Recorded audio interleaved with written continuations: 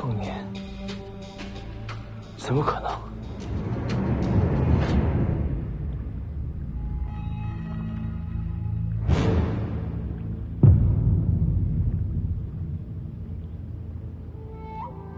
怎么可能？还记得我在武帝城和你说过的话吗？就这事，你怎么想的？你的绝路不该在这儿，还不走？你的绝路不该在武帝城，而是在这儿。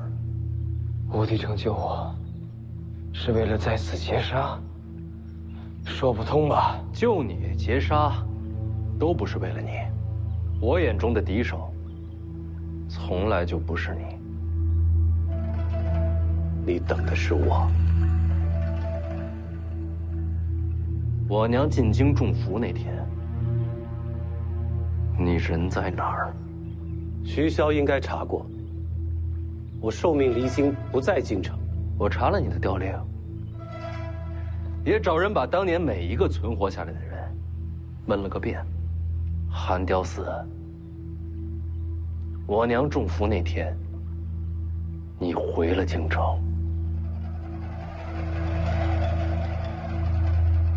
这么说，是有人看见我了？是有人看见了，但不认识你。但没关系，你的相貌比较好认，就不怕认错？本来已经8九不离十，而武帝城一行，则是彻底确认此事。这个人当日再没在京城。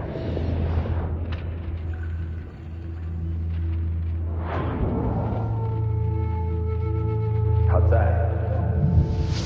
你在京城，为什么在？因为皇室围杀我娘，需要你这个大内第一高手坐镇，但你们也害怕北凉事后报复，所以做了你不在京城的假调令。谁能想到，我娘她居然能逃出升天？那段时间你们应该很怕吧？怕北凉起兵杀进京城，但是并没有。因为我娘没有把这件事说出来，为什么？因为天下初定，若此时再起杀机，世间又将陷入战乱，生灵涂炭，万劫不复。为了天下人，我娘瞒住了此事。他很了不起，可这样的大局，你们在乎过吗？北凉如此强悍，换了哪位君王不担心呢？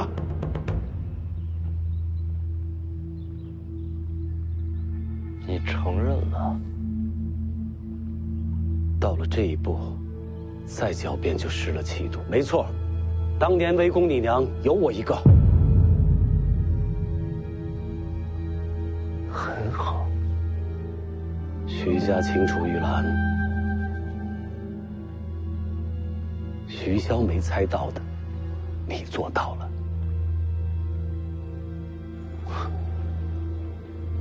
你就这么小看徐骁？这么多年以他的能力啊，我不相信他没有怀疑到你。但他始终没有想过复仇，因为北凉子弟死伤无数，才换来天下太平。他不敢为了一家私仇再起刀兵，让天下陷入战乱。他是害怕对不起那些战死的老弟兄们。北凉王重大局。但我和徐骁不一样，杀母之仇怎能不报？没做错的人为何要忍耐？为何要妥协？我徐凤年绝不委屈自己。所以，你宁愿毁了先辈创下的太平盛世？我都说了，我和徐骁不一样。人情公理我要，天下大义我也要，凭什么偏要选一样放一样？我偏要两全其美，不愧本心。现在想想，曹长卿这次堂而皇之的去西蜀，也是在配合你行事。可有些事情，我始终想不明白。你怎么知道朝廷一定会让赵凯去西蜀？又怎么会知道是我来送他这一程？更古怪的是，我们这一路路线一变再变，你怎么能拦在此处？自然是有人通风报信。是你？你是北凉手下？当然不是。其实他的身份就是你一切问题的答案。我为什么知道朝廷会将赵凯派去西蜀？自然是有人在朝中帮我将局势推向这一步，同时又在与我互通有无。你到底是谁的麾下？你没看我是用刀的吗？顾建堂。顾将军告病，是不是很及时呢？不可能。顾建堂为什么要和北凉合作？因为只要我活着，大师傅就会把所有的机会都留给我。有您在，就不会让顾建堂离开京城的。猛虎不回山，总是心不甘的。就是我死了，陛下也不会放他离京。可是少一分掣肘，就多一分希望。说的在理。既然是顾建堂麾下，怎么会在轩辕家做门客？算我多问了。轩辕家掌控天下水，卖这其中的便利之处，顾大将军自然是看明白的。对大将军来说，我就是不知名的小人物。我想入驻轩辕，既是受命，也是为自己求前程。可惜啊，被世子抢先一步。轩辕家的时候，你就和徐凤年合作了？并没有。大将军不可能预料到世子插手轩辕家，我是后来才受命与世子合作。哪有时间受命？何况，你也没有机会与徐凤年交。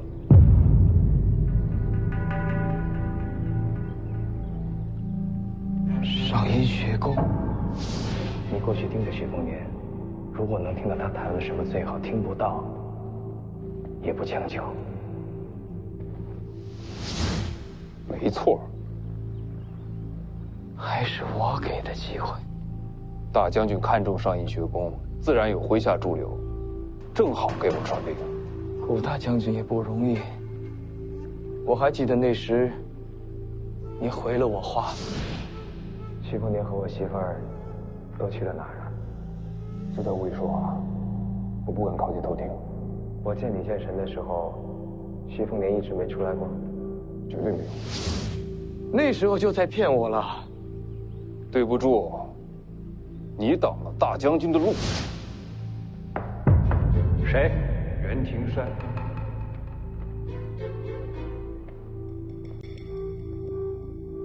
顾大将军想问世子，知不知道王妃遇伏那一晚，寒雕四起是在京城？我知道，我也知道顾将军想要的是什么。可以谈。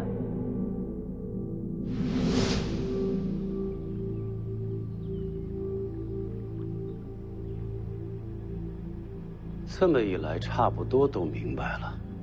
顾建堂不但没有阻挠，反而暗中推动，让赵凯接下西蜀之行。再加上此人一路暗中传信，才让你出现在这里。这么说来，西楚公主也是你的妻子了。江离不是棋子，就算没有江离一事，也有别的办法让你出京。结果这么巧，遇上了曹长青，又撞见顾建堂也想杀你，正好省去了我在京城的布置，留着以后再用。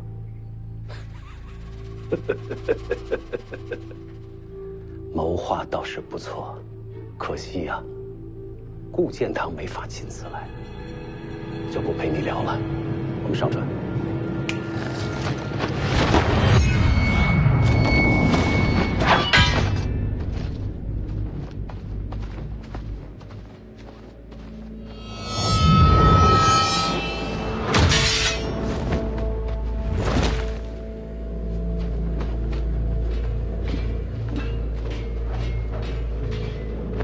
是我们的船，你先上船。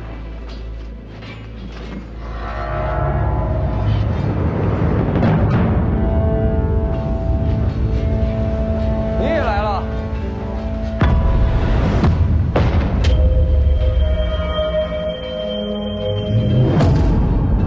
往那边过河。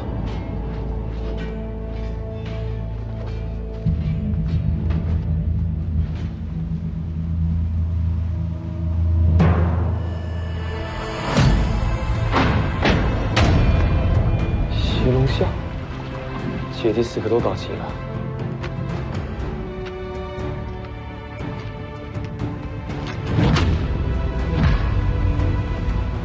虽然不会舞，但为娘报仇的场面，岂能错过？难怪你要帮轩辕家。天南海北齐聚此处，也只有掌控天下水陆的轩辕家可以做到了。江南、学宫、龙虎山轩辕家，你这一路每次停留，都是为了今天准备的。你们无路可走了。就你们4个，也想杀我？谁说只有我们4个？难不成你还能从北凉调兵啊？徐凤年，我时刻关注北凉。徐骁麾下那些义子里，也就只有楚禄山听你号令。如今楚禄山兵马未动，依旧镇守在北凉，你哪儿还有援兵啊？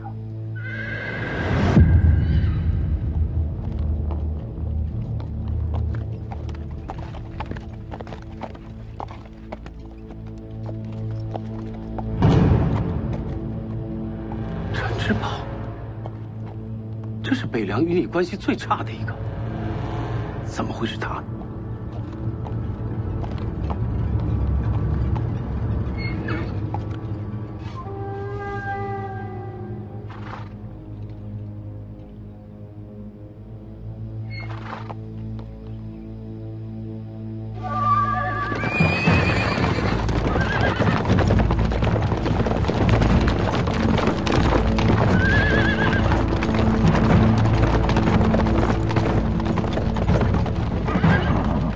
我来这里，不是为徐凤年，只是为义母复仇。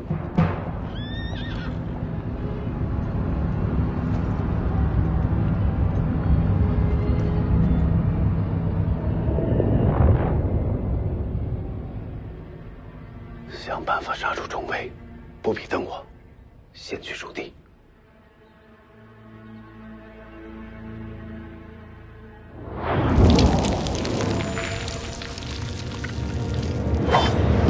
北凉从阵！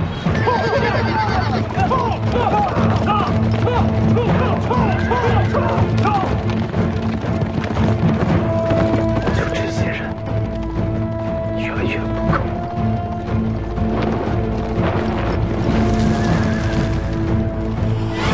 大师傅小心！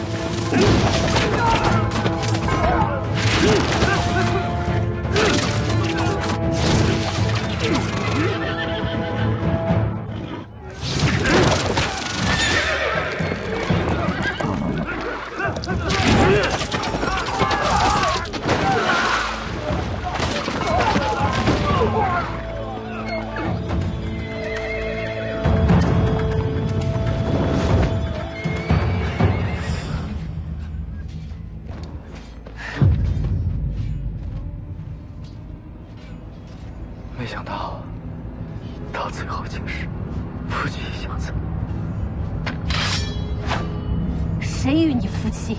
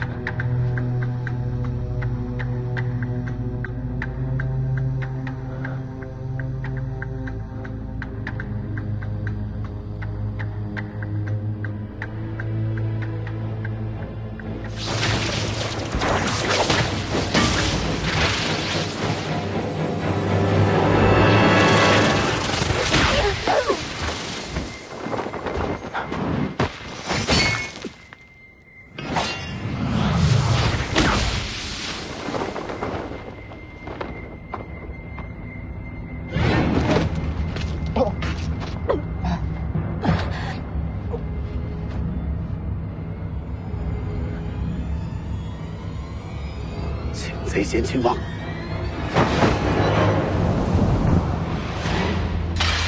两袖青蛇。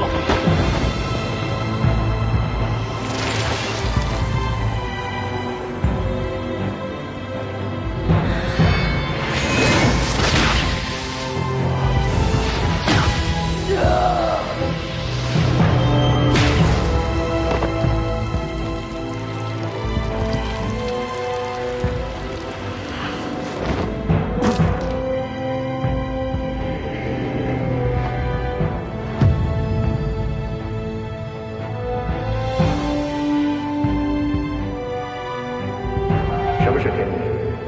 若天文者，则可凌驾人神。可我偏偏不服，不服天道能定人神，命运无法抗争；不服人法胜天，我天人便是仙神。我手中剑展开天门。现在你明白什么是一剑开天门了吗？斩去天命，斩去家法，这念头才是一剑开天门的魂魄所在。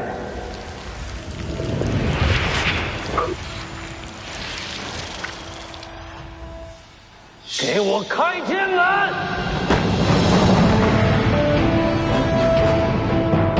凤年，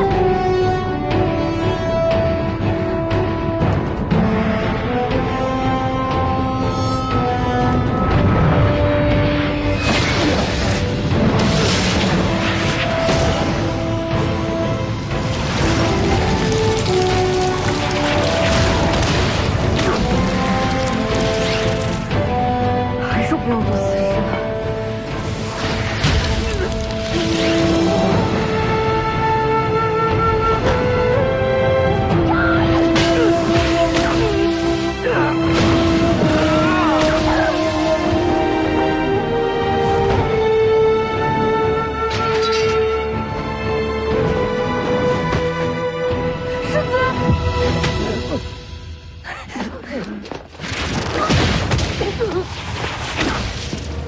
凤年，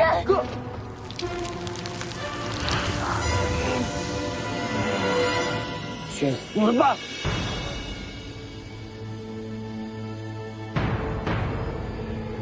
大黄庭。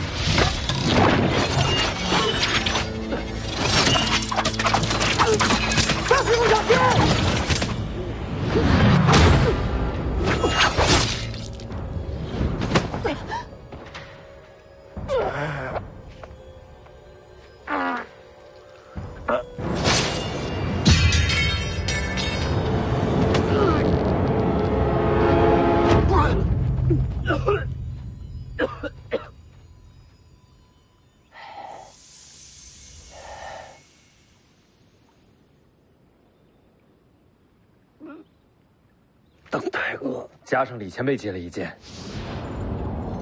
一剑，下次打开盒子，用两袖青蛇的心法，可以用1次飞剑。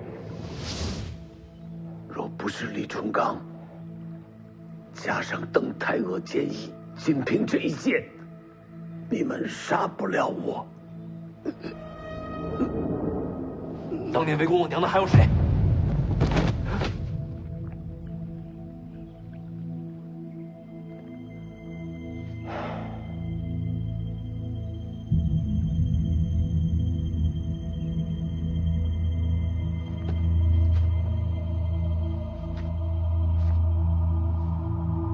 大师傅，我爹不愿见我吗？他想不想见你并不重要，你想要的就该自己去争，哪怕万劫不复，也要为自己闯出一线生机。我该怎么争？我教你。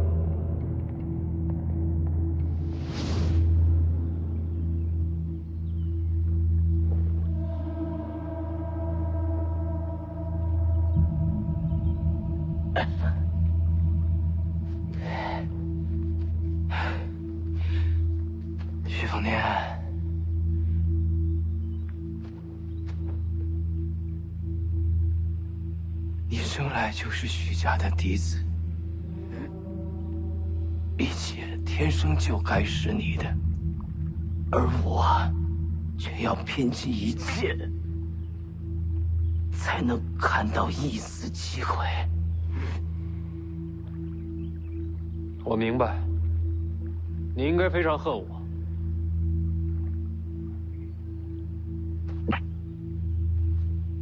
我不恨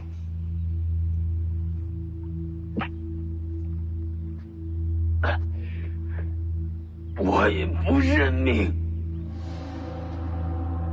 但我要试着改变它。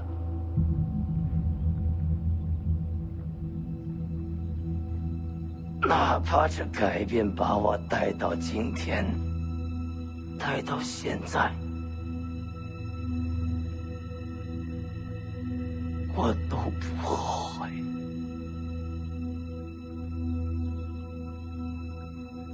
即使你也一样，也是你在不可能中找到了一丝复仇的希望。水凤年，你很了不起。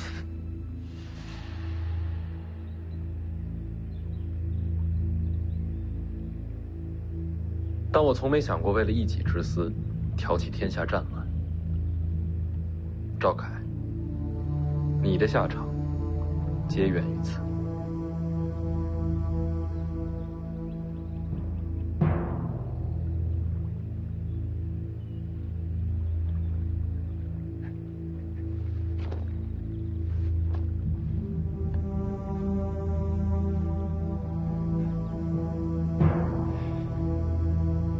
我输得不远，徐凤年，你比我强。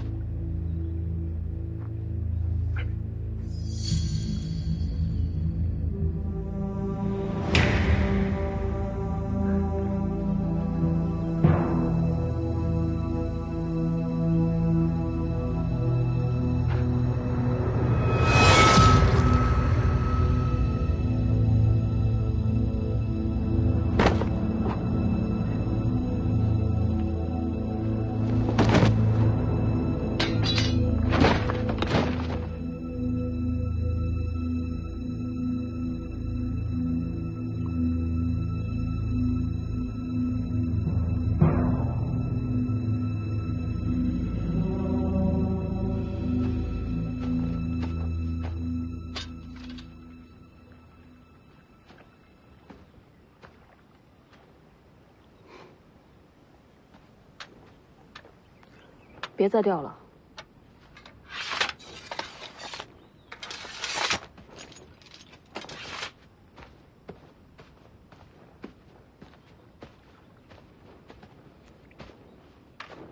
顾大将军托我转告谢意，我们的合作到此结束了。希望下次不是战场相逢。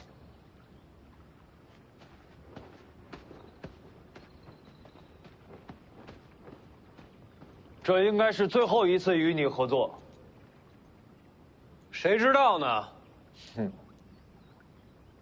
回北凉。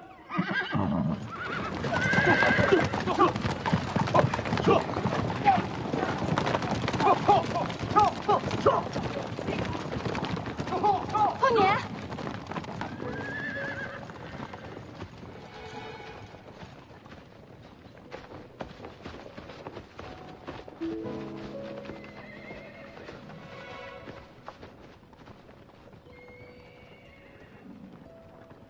我有种感觉，他永远不会承认你是北凉王。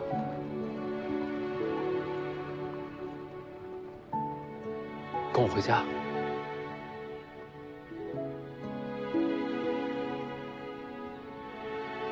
我们必须回到原处。如果现在跟你回到北凉，就等于是昭告天下，是我们杀了韩雕嗣和赵凯。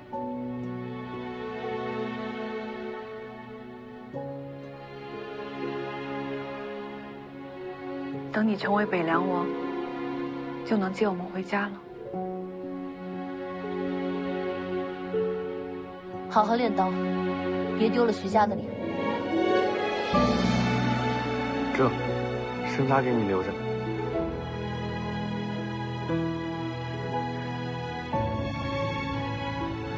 等我回了北凉，我得再去一次北邙。剩下凶手的线索就藏在那边土地上。等我完成真正的复仇，我就回来接你们回家。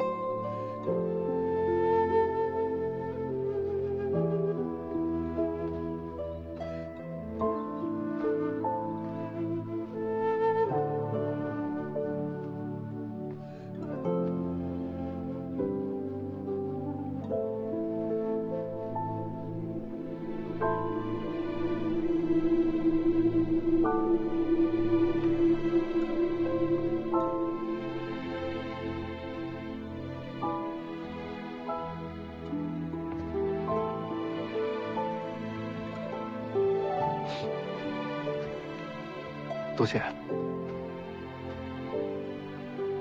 我走了。去哪儿？好几本书没看，我得赶回听朝廷。北凉再见。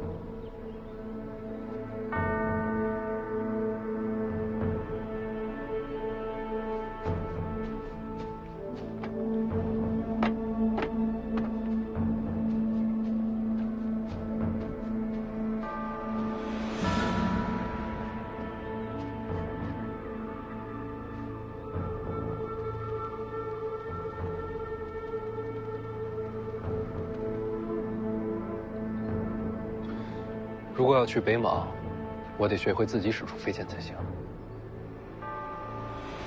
没感觉到邓太阿留下的剑心吗？哪有那么容易啊？不过这些可以先不用考虑。也许前程未卜，但不管未来的旅程走向何方，只需记住一点：北凉在等我们回家。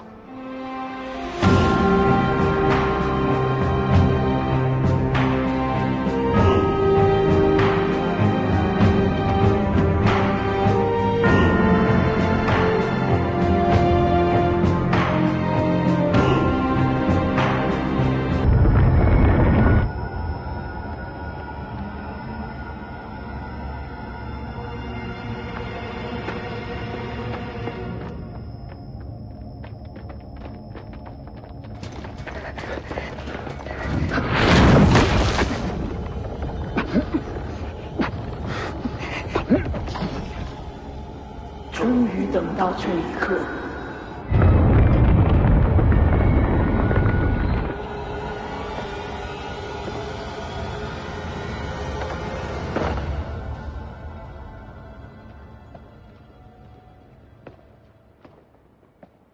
就没见过这么打架的，真是开眼界了。你说，他们还是人吗？是。哦。王先知我不清楚，李剑神绝对还是人。剑侠取回来了，那我可以继续动手了吗？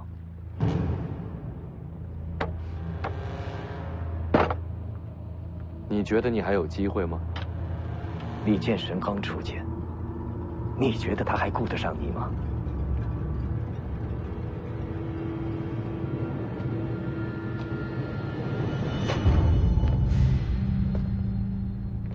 还有个人藏在这里。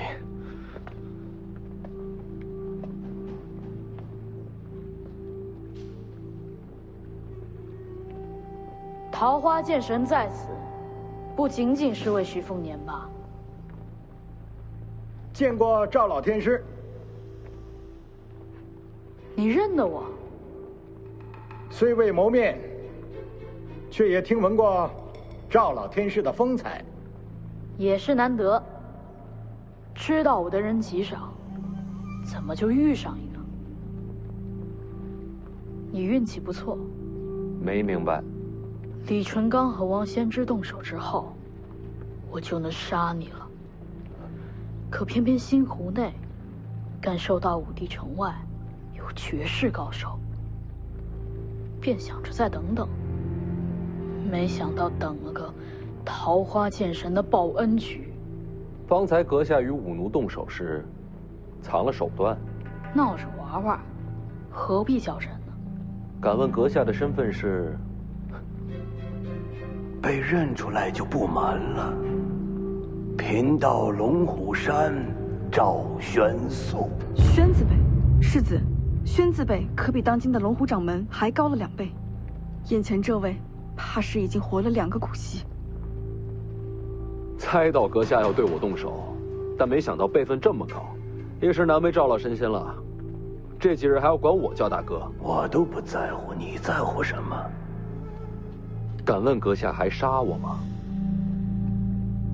本来还是该杀一杀，毕竟邓太阿在，该留几分面子。前辈也是来杀徐凤年的。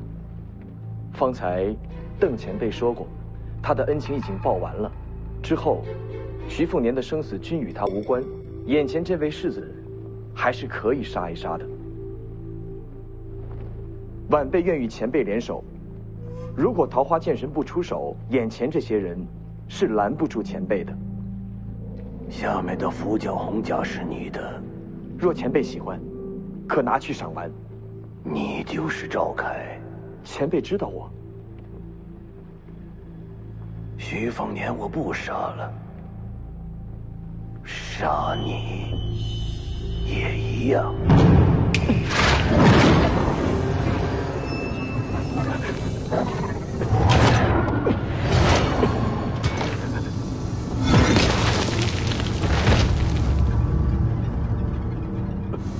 一具傀儡也想破局？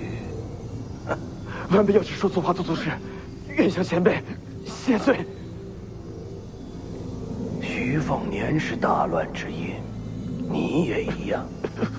龙虎山既受皇恩，今日就取你性命还份恩情吧。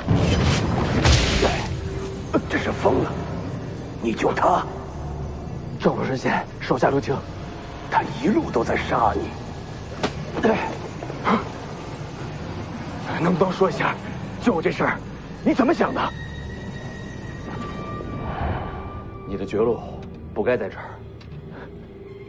还不走？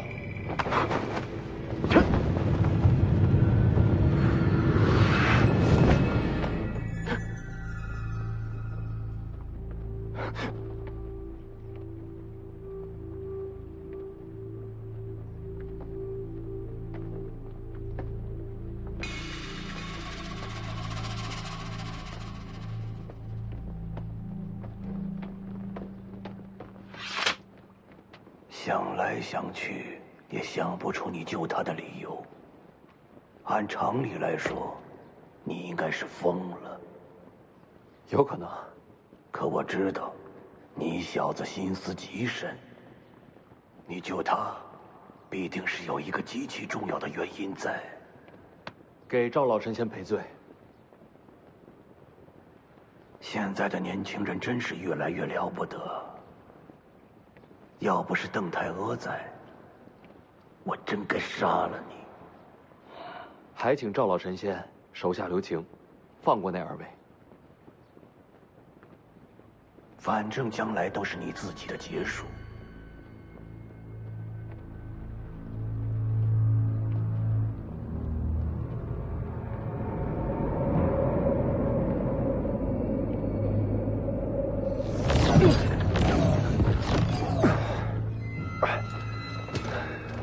这都什么局面？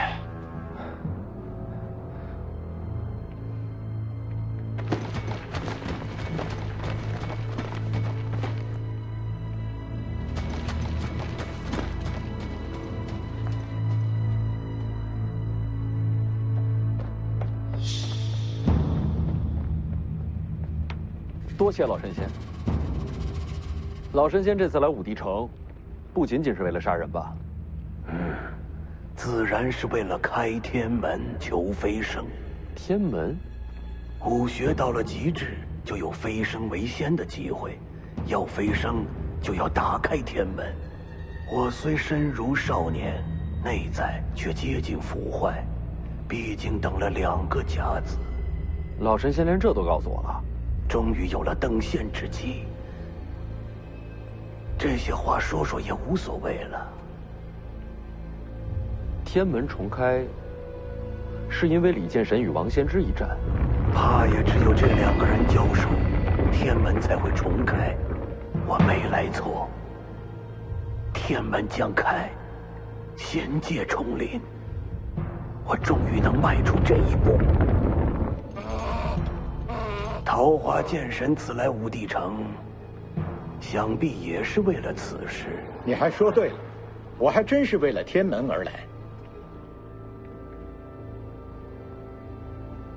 天门眼看就要打开，你我都有飞升机会，或许还能合作行事。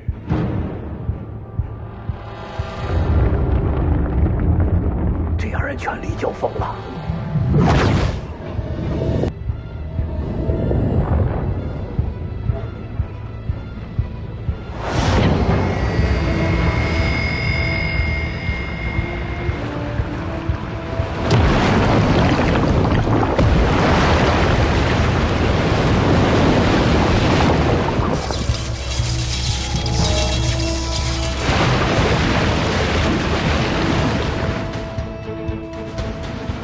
一步了。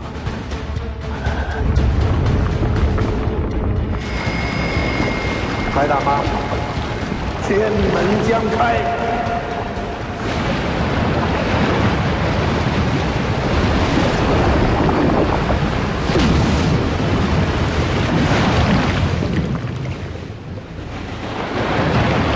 胜负未决。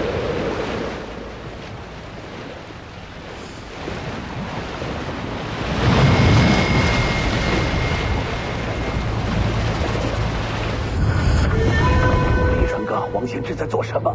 怎么停手了？数十年来唯一一次开天门的机会，他们俩就准备放过了不成？或许他们2位不愿飞升呢？不愿飞升？为何不愿？或许比起仙界，他们更想留在人间。人间有什么可留的？这种机会怎能错过？如今契机已成，再加一份力，便能打开天门，迎回仙界。既然如此，就由我来打开天门吧。剑戟！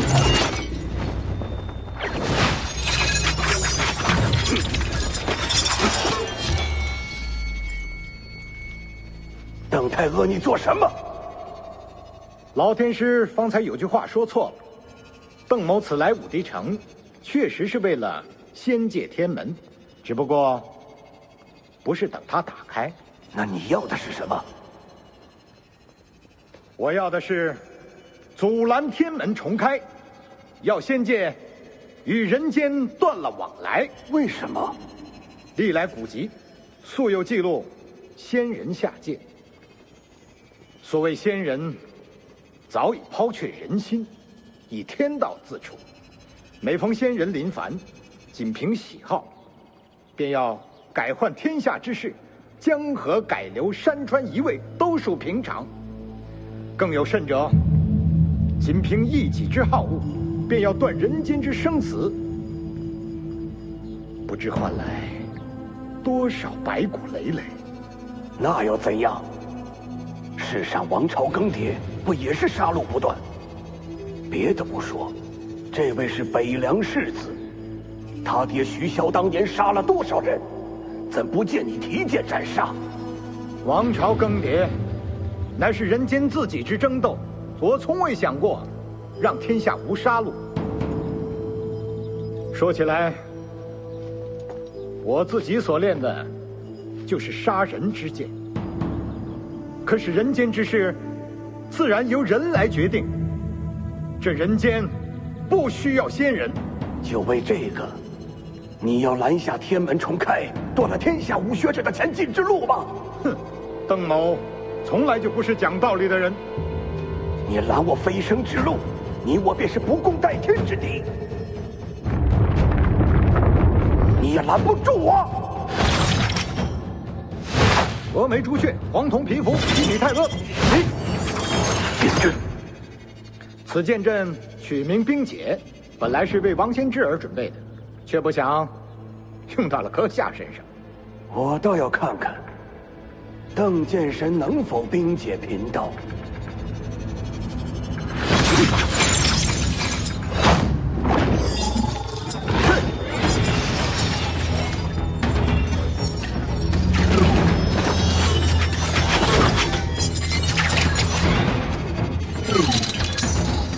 星辰之力，雷池之威。邓太和，你怎敢如此？是。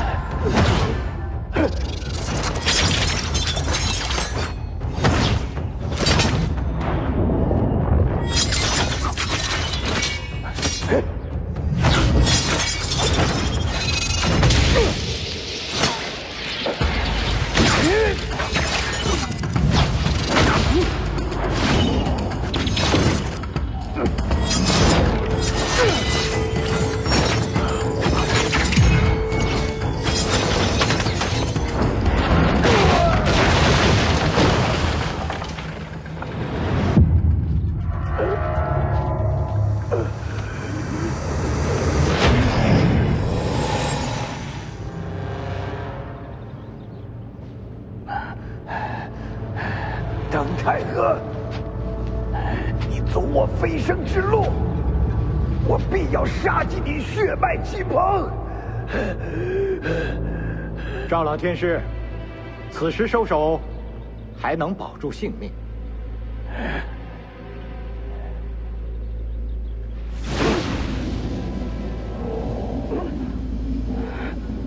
你这又何苦呢？如此作为，岂不是断了自己的生路？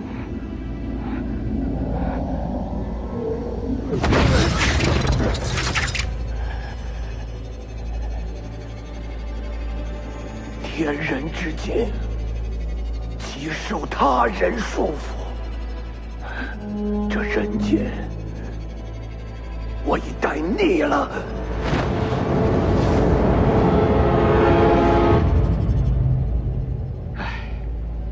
生而为人，却腻了人间，哼，何其可笑！我等进入天人之境，便再也不算普通凡人。只是为了变强，真的要抛弃那颗做人的心吗？我扔了又如何？赵老天师，邓某的剑下不许人间有仙。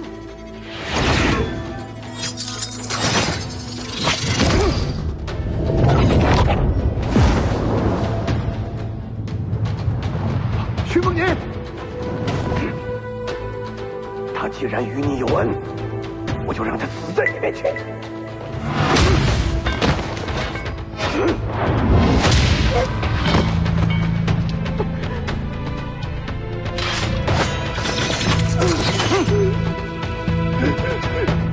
老子让你登仙，剑酒6000里。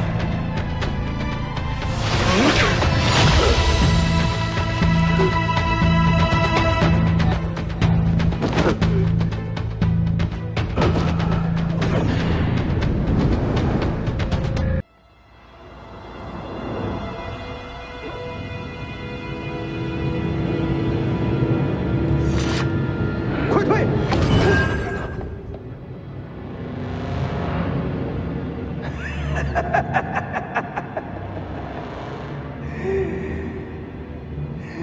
吓我一跳，这般境地，就算是神仙也杀不了人了。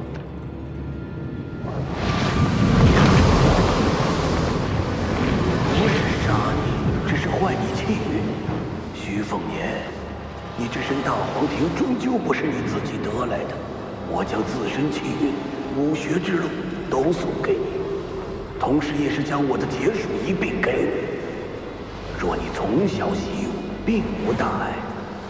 可现在嘛，你气机必将紊乱，天人难救。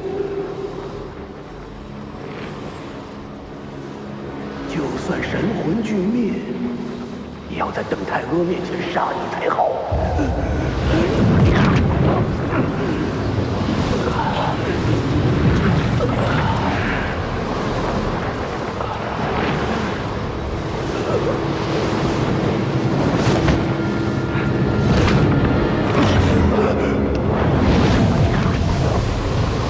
转气运之术，你是那老家伙的弟子？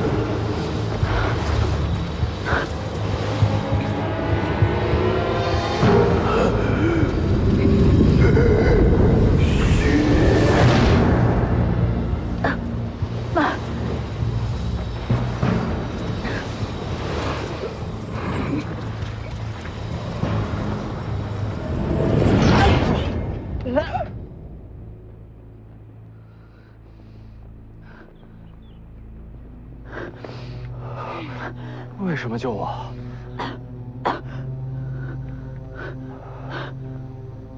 世子，世子，世子，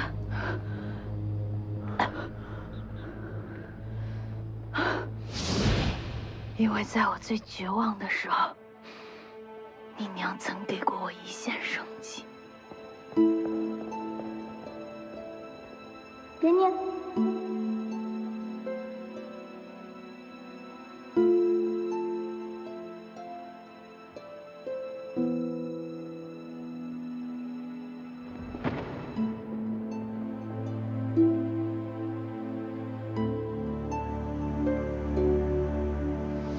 谁杀你，我便杀谁。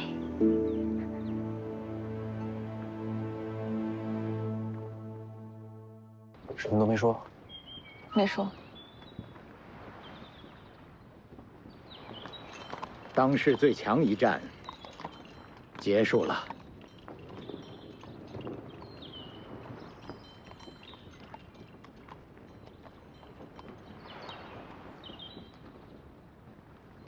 好像还行，就是有点晕。龙虎山那位临死将自身武学路数强送于世子，本意呢是想乱你内息，削你气运，结果被那位呵呵姑娘强转气运，替你接了过去。世子如今伤势已无大碍，休养一段时间就好。那丫头会怎样？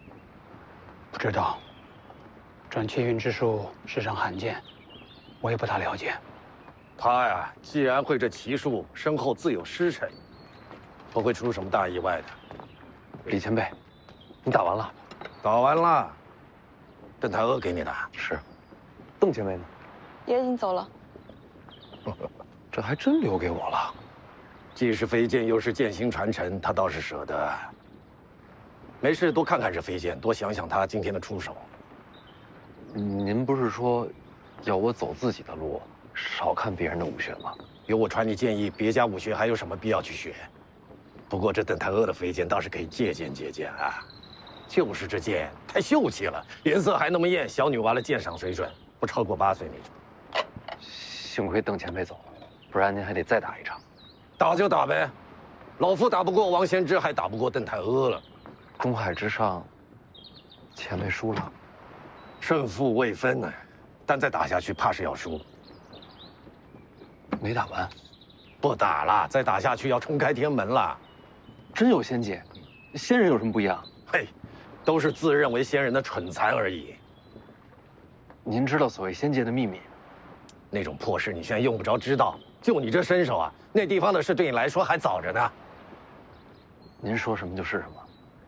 不过话说回来，这一战既然没打完，就不能算输。没准打下去，就是王仙芝油尽灯空呢。输了就输了。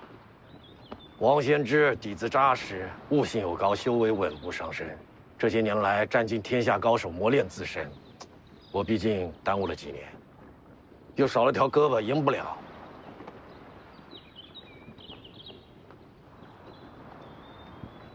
反正我心中，您才是天下第一。谁会在乎啊？打得尽兴就好。不过方才一战，王仙芝也使出了9分力，普天下逼他到这一步的，怕是没几个了。他还没出全力。王仙芝若出全力，恐怕只有500年前的吕祖才能稳压他一头啊！这么强吗？啊！哎呀，那咱们还在武帝城？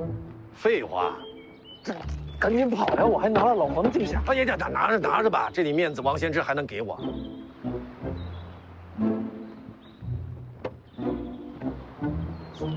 那什么，那您面子有多大？你要干嘛？我能跟王仙芝聊2句吗？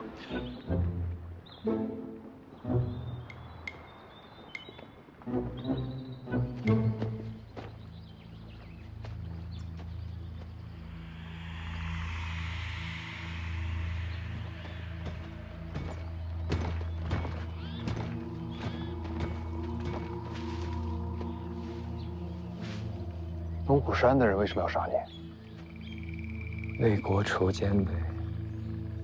谁是奸？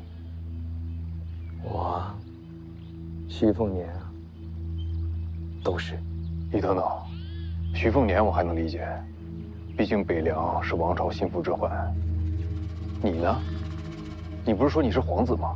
没法子，谁让我是私生子呢？我杀徐凤年，本质就是为了调息天下战乱，借机掌兵。如今这心思被看穿了，要杀我也是应该的。谁看穿你？龙虎山？龙虎山就是打手，背后的主使者8成是张居禄了。那老头精得很，瞒他太难。所以，你理解龙虎山杀你的缘由？挺理解的。换我，我也杀。杀我一人，消除未来乱局。我既然不甘平庸，一个后果，当然自个儿接着，不怨别人。你连背后主使都猜到了？是啊。那你怎么还一脸想不明白的样子？我就是想不明白，他为什么要救我。福将红甲都认出来了，一路杀他也坐实了，他跟我只能是不死不休啊！凭什么救我？想和你画地为友。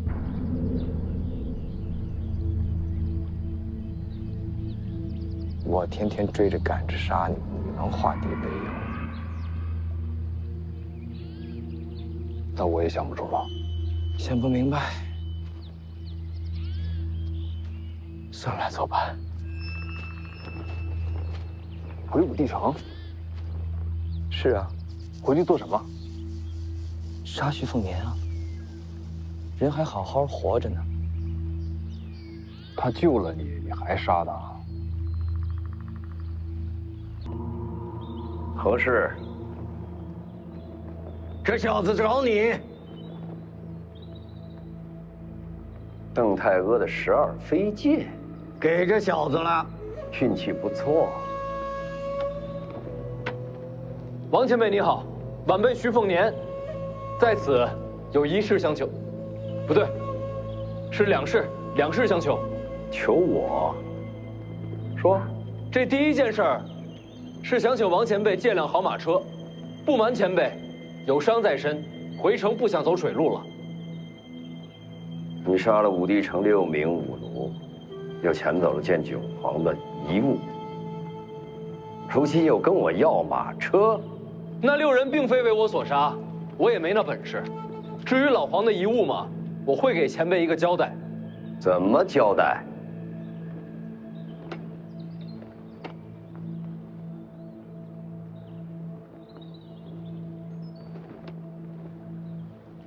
老黄和李剑神都是徐某长辈，他们2人未完之事，我徐凤年接着。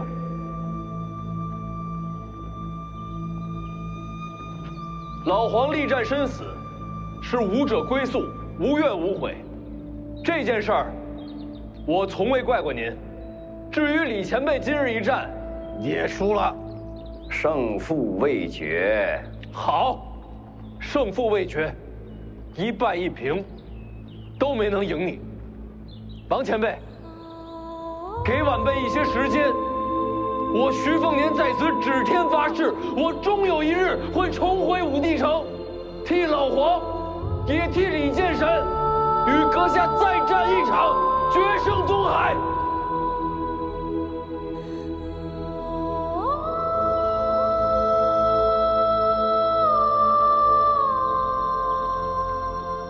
你在约战？正是。不仅约战，还要赢你。如今的年轻人胆子真大呀！行吧，那我也疯一把。我这辈子从来没赢过你，王献之，这最后一次机会，我就托付给这小子了。你信他吗？这剑道好在哪儿啊？好就好在，他有传承。时下的年轻人敢和我当面约战的，你是第一个，恐怕也是最后一个。好，等你来。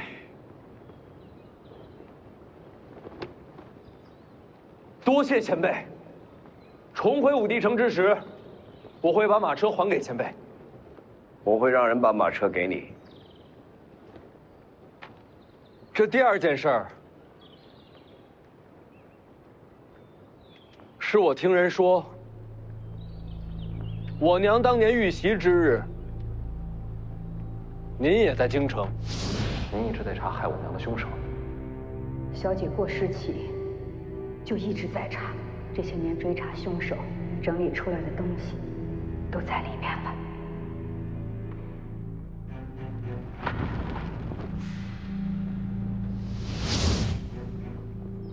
当时我是在京城，我家人调查记录此事的小册上，记录了此事，但从未有人把您当作疑凶，因为我们都清楚，当日若是您真出手，我娘不可能活着离开京城。我去京城与他无关。我只想问前辈，当年有谁围杀了我娘？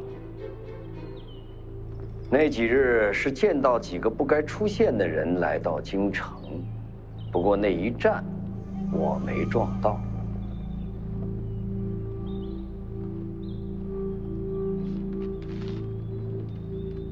这个人当日在不在京城？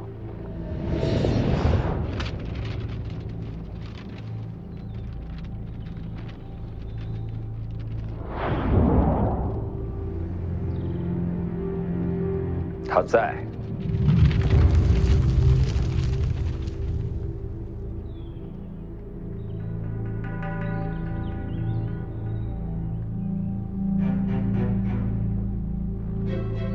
多谢前辈。除他之外，还有谁在？我不记得名字啊，我只记得是瞧见北莽的人也在京城。北莽的人，高手，差不多吧。对于我来讲，都一样。黎阳皇室联合敌国，埋伏的是自家臣子，多荒唐！你别激动啊。多谢前辈。你打算怎么做？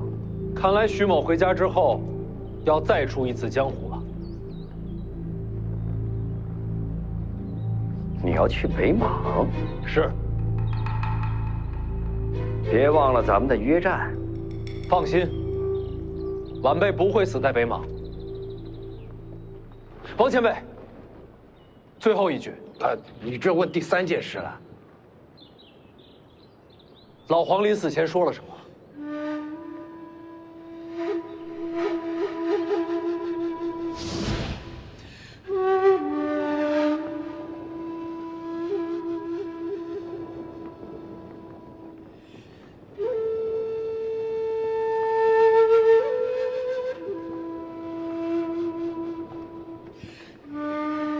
来，给少爷上酒。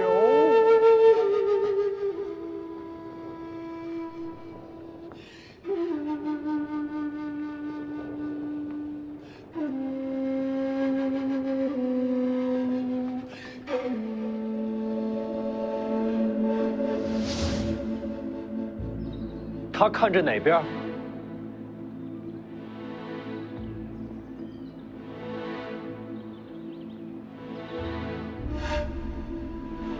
北。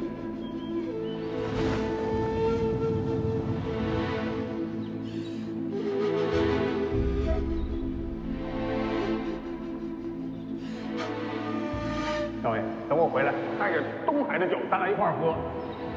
行。哎呦，人都这么满。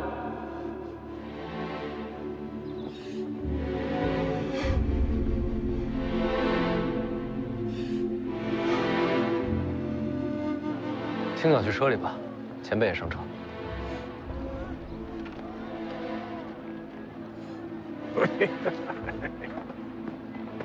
世子先走，我把船上凤子营兄弟叫上，回头就赶过来。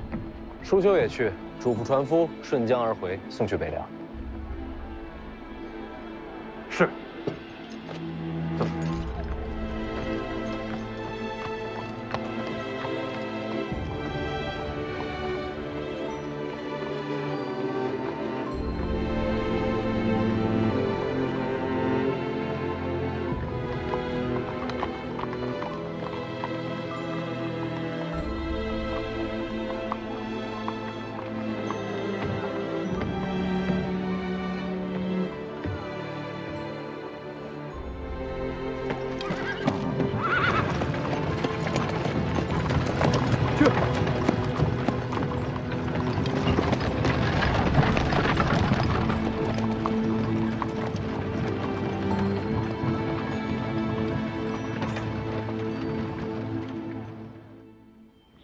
去西蜀，曹长卿与西楚公主已然到了蜀地，楚国余孽蠢蠢欲动，朝堂认定蜀地将有大乱。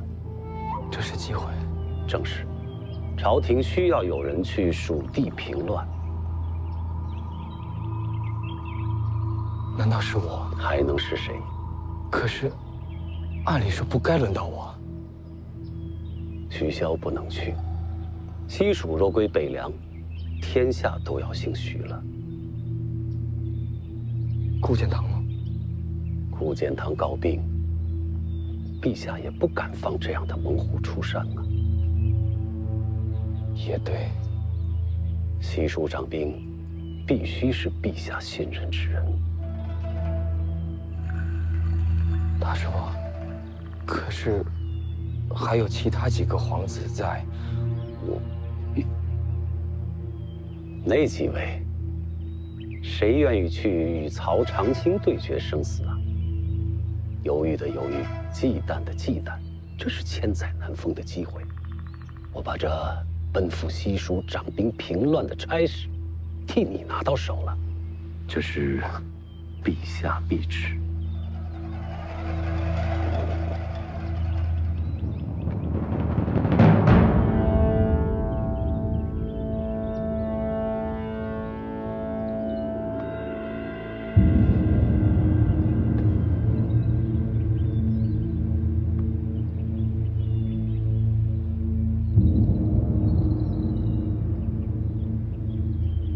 可曹长青不好对付，我陪你西行啊。更重要的是，你没必要与曹长青为敌呀。我问你，楚人最终目的是什么？回家。没错，潜藏蜀地只是权宜之计。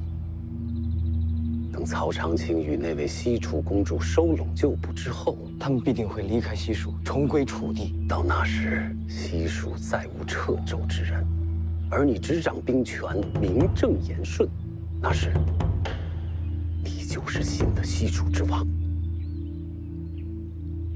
就怕到时一道圣旨，收回我的兵权。这样的旨意，你会接吗？边境外，蛮荒。等蛮荒跟西蜀连成一片，我就有了问鼎中原的根基，最差也是一个无可动摇的蜀王。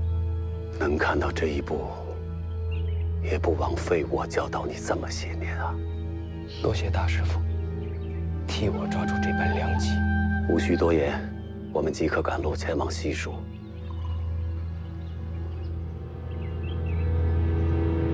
这人是谁呀？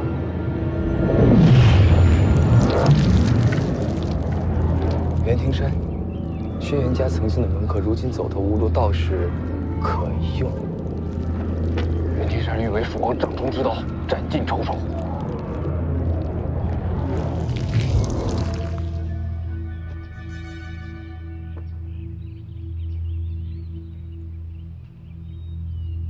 这人间终于给了我一次机会，一个一飞冲天的机会。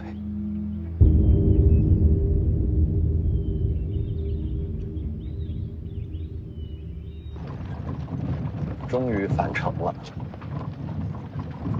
哎，小子，邓太阿的飞剑再让我瞧瞧。青鸟，帮我打开。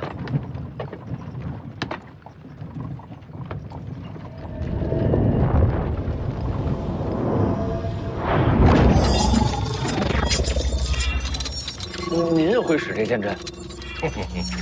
剑道出行时千万条路，到终了又好似殊途同归，可这只是假象。小子，没有殊途同归。这邓太阿的飞剑与老夫的御剑瞧着相似，实则天差地别。这其中的道理不好说，越说越错，你自己领悟。好活，当上。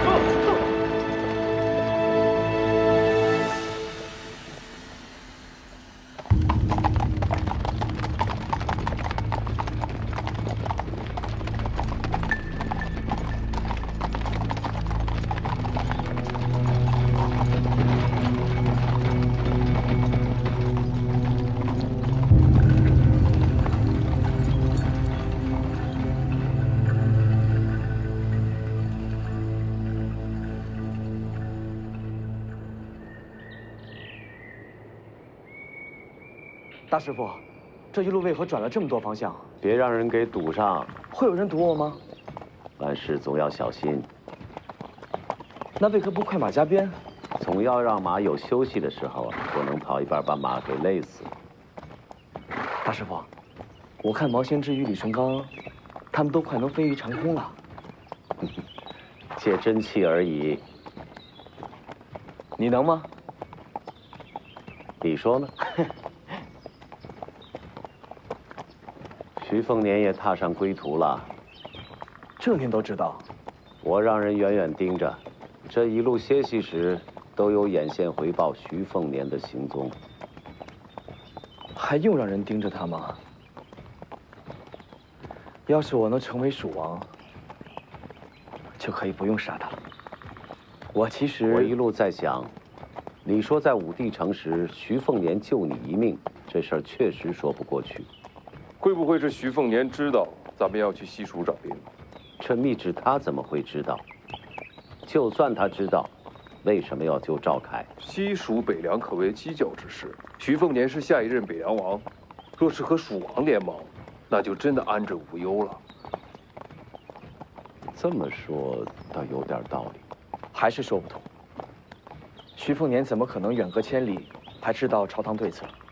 再者说，武帝城时，大师傅还没有来，连我都不知道自己要去西蜀。不管怎么说，徐凤年都没有理由救你，这事儿透着古怪。所以我让眼线观察他这一路的行程。您哪来那么多眼线啊？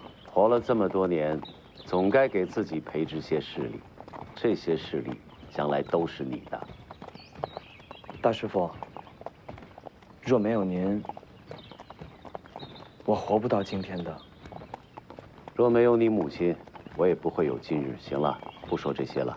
这些天眼线回报，徐凤年一行确实往北凉而去了。从路程看，他们就算想拦我们，也不可能。那就万无一失了。然而这些天，徐凤年始终在马车内未曾露面。是受伤了？不知道。您的眼线，总不能拦路查人吧？徐凤年一行，快经过广陵了。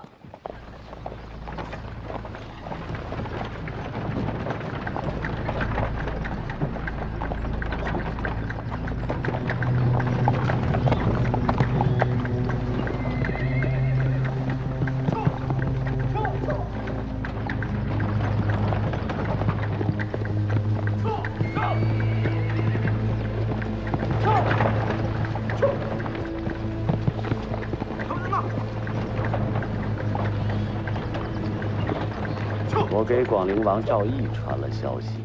赵毅，那个家伙在藩王里也是恶名远扬，您给他传什么消息？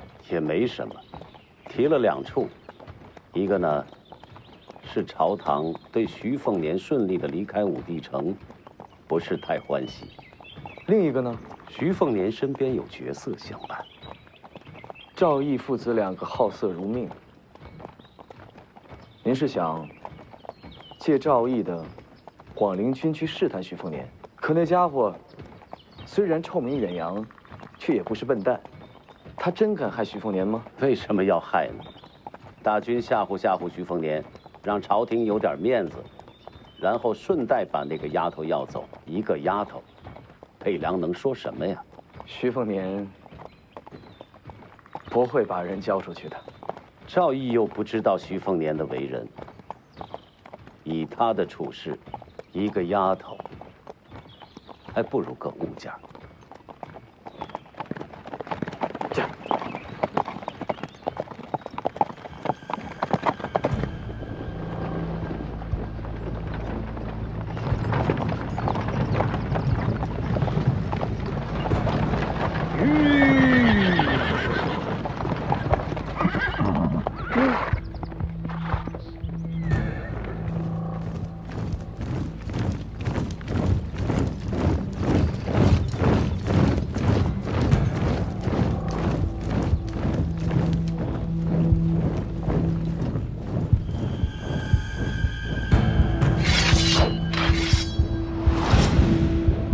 前辈。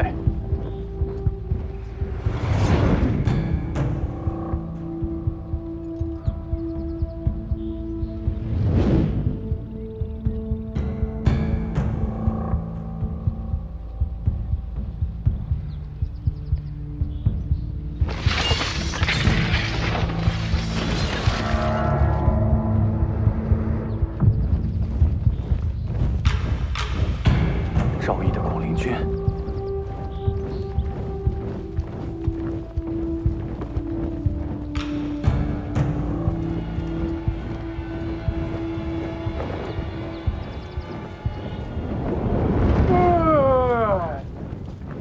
李前辈，这怕是要过千了。